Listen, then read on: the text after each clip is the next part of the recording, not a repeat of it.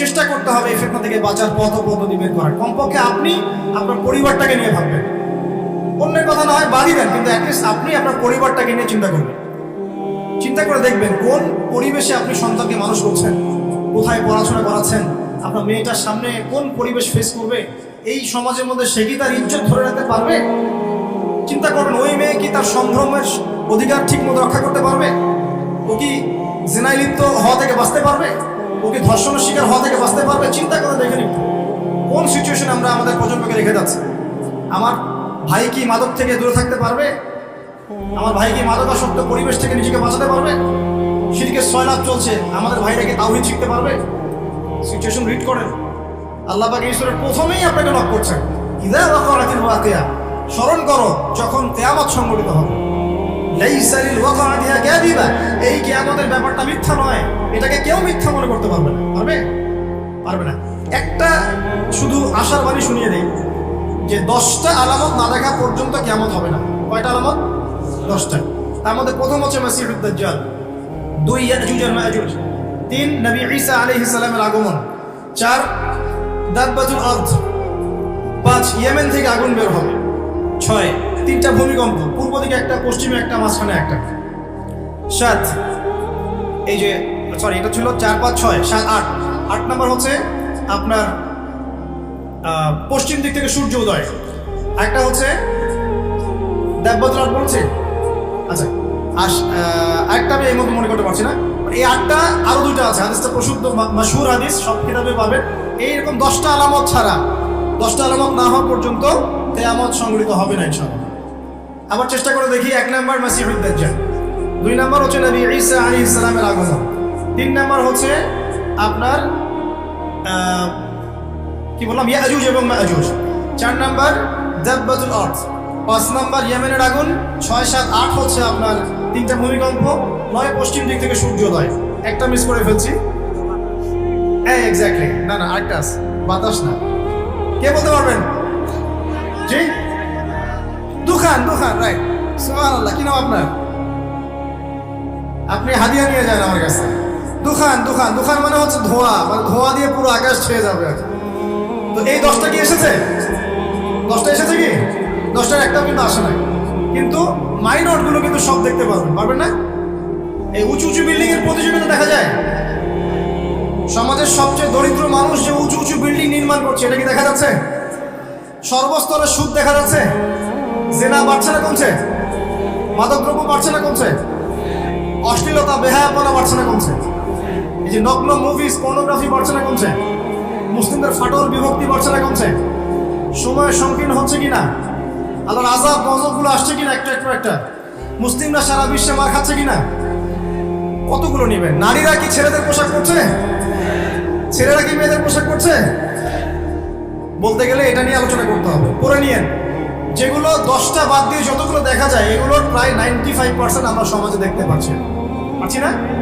আচ্ছা, আল্লাহ পাক আপনাকে শুরুতেই সতর্ক করছেন যে আপনাকে আগে কিয়ামত সম্পর্কে সতর্ক থাকতে হবে। লাইসা লিল ওয়াকাআতিহা কাযিবা, এটাকে কেউ মিথ্যা প্রতিপন্ন করতে পারবে না। তারপর কি? খাফিদাতুর রাফিআ, এটা কিছু মানুষকে উঁচু করবে, কিছু মানুষকে নিচু করবে। মানে যারা দুনিয়াতে আল্লাহ পাকের হুকুম আহকাম মেনে চলবে, কিয়ামতের মাঠে মাথা উঁচু করে থাকবে ইনশাআল্লাহ। আর যারা দুনিয়াতে আল্লাহ পাকের বিধিবিধানে পরোয়া করবে না, তার অবনত চিত্তে থাকবে, মাথা নিচু হয়ে যাবে ইনশাআল্লাহ। আজকে দুনিয়ায় মাথা উঁচু করে লাভ নাই।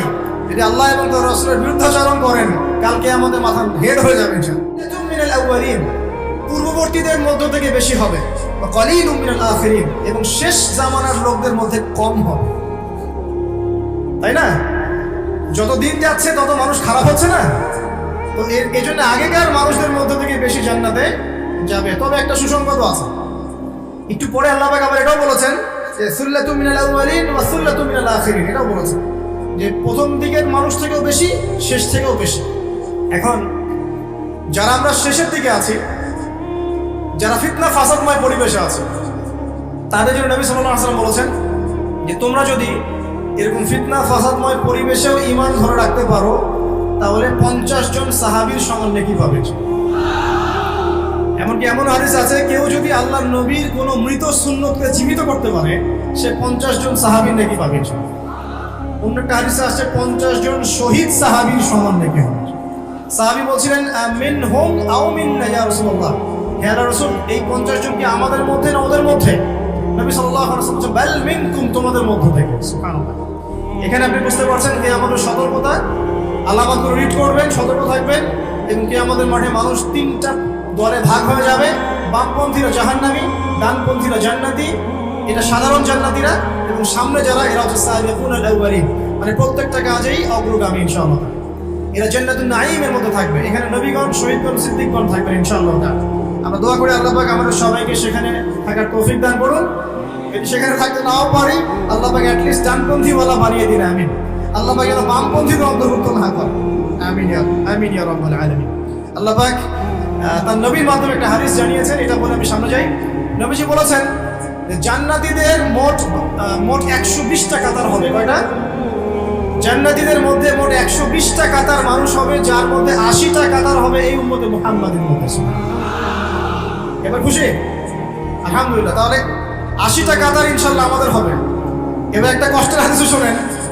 নবীজি বলছেন যে ইন্না বানি ইসরাঈল তাফাররাকাত আলা 72 মিল্লা ওয়া তাফতারিকু উম্মতি আলা 73 মিল্লা। নিশ্চয়ই বনু ইসরাঈলরা 72 দলে ভাগ হয়ে গিয়েছে, আর আমার উম্মাহ ভাগ হয়ে যাবে 73 দলে। কয় দলে?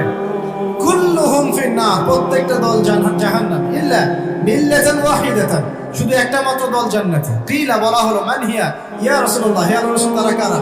নবীজি বলেন মা আনা আলাইহি ওয়া আসহাবি আল-ইয়াউমা, আজকের দিন আমি আর আমার সাহাবীরা যার উপর আছে। 1400 বছর আগের কথা। ওই সময় আল্লাহর রাসূল এবং তার সাহাবীরা যে আকীদা, আদর্শ, মানহাজ তার উপরে ছিলেন, এর উপর যারা থাকবে ইনশাআল্লাহ তারা জান্নাত। তো আমরা চেষ্টা করব আমাদের প্রতিটা কাজ, আমল, আকীদা, মানহাজ যেন তাদের মতো হয়। আল্লাহ পাক তৌফিক দান করুন। এখানে একটা ভয়ের ব্যাপার আছে। আবার আরেকটা সুসংবাদ শোনেন। নবীজি একদিন বসে সাহাবীদেরকে বলছেন, শোনো, এই উম্মতের মধ্যে 70,000 মানুষ আছে যারা বিনা হিসাবে জান্নাতে যাবে। বিনা হিসাবে, বিনা আযাবেও, মানে কোনো আযাবও নাই, কোনো হিসাবও নাই। সাহাবীরা এবার কথোপকথন করতে লাগলেন। নবীজি চলে গেছেন, এটা বলে চলে গেছেন। সাহাবীরা বলছেন যে তারা কারা হতে পারে, পরামর্শ করছেন। হয়তোবা তারা মুজাহিদরা, হয়তোবা শহীদরা, হয়তোবা অমুক, হয়তোবা তমুক। নবীজি আসলেন, এসে বললেন তোমরা কি নিয়ে কথা বলছো? সাহাবীরা বলছেন আমরা ডিসকাস করছিলাম যে ওই 70,000 কারা হতে পারে। নবীজি বলছেন সাল্লাল্লাহু আলাইহি ওয়াসাল্লাম, শুনে রাখো, ওই 70,000 মানুষের বৈশিষ্ট্য মূলত 4টা। কয়টা? 1, তারা শুভ অশুভ এসব লক্ষণে বিশ্বাস করে না, মানে কোনো শিরকের সাথে ওদের কোনো সম্পর্ক নেই। কথা বুঝতে পারছেন? আর আপনি তো ওই যে পেপার খুললেই দেখবেন কন্যা রাশি নেই, সিংহ রাশি নেই, ওই যে জ্যোতিষী আপনাকে শুভ বলছে, এটা অশুভ। আবার আপনি বলছেন হ্যাপি বার্থডে। হ্যাপি মানে কি? শুভ। হ্যাপি বার্থডে মানে শুভ জন্মদিন। তো আপনার ওই দিনটা যে শুভ হয়ে যাবে কে গ্যারান্টি দিয়েছে?